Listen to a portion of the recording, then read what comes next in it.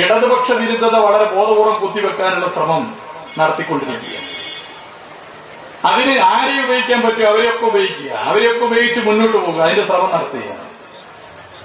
അതിന്റെ ശ്രമം നടത്തുമ്പോൾ അതിനു വേണ്ടി പറഞ്ഞതൊക്കെ തെറ്റാണ് എന്ന് കുമ്പസരിക്കാൻ പോയതിന്ന് രാവിലെ പാണക്കാട്ട് തറവാട്ടിലേക്ക്. അതിന്റെ പിന്നിൽ ചില രാഷ്ട്രീയ പ്രശ്നങ്ങൾ, UDF-ൽ തന്നെ കടുത്ത അഭിപ്രായ വ്യത്യാസമുണ്ട് ഇദ്ദേഹത്തിന്റെ എൻട്രി. അത് ശ്രീ കെ മുരളീധരൻ തന്നെ വ്യക്തമാക്കിയ കാര്യം ഇന്നും അദ്ദേഹം ആവർത്തിച്ചിട്ടുണ്ട്. അതൊക്കെ പരിഹരിക്കാനാ പോയത്. എന്നാൽ അവിടെ മാത്രം പോകേണ്ട സ്ഥലമാണ്. അങ്ങനെയാണെങ്കിൽ ഇവിടെ എത്ര മുസ്ലിം സംഘടനകളുടെ കാന്തപുര VP ഉസ്താദിന്റെ കേന്ദ്രത്തിൽ പോകണ്ടേ, മറ്റ് സംഘടനകളുടെ കേന്ദ്രത്തിൽ പോകണ്ടേ? ഇങ്ങനെ എവിടുന്നെങ്കിലും ഒരു സർട്ടിഫിക്കറ്റ് കൊടുത്താൽ ആ സർട്ടിഫിക്കറ്റ് അങ്ങോട്ട് പറഞ്ഞ് യെസ് സാർ പറയുന്നവരാണോ കേരളത്തിലെ മതന്യൂനപക്ഷ വിഭാഗം? 991 അംസാക്ക് അവിടെ ഇരിക്കുന്നില്ലേ?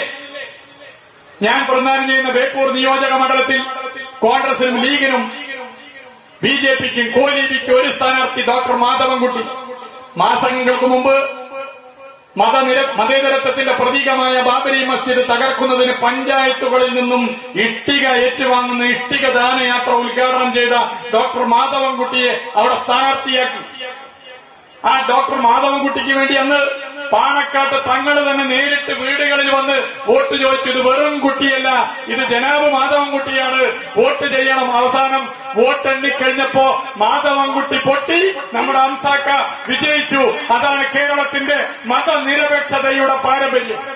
അതുകൊണ്ട് സർട്ടിഫിക്കറ്റ് ആർക്കെങ്കിലും കൊടുത്തിട്ടില്ല.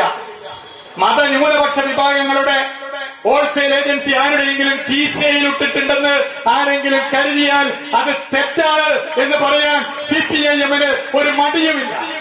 ജനങ്ങൾ തീരുമാനിക്കും. അതൊരു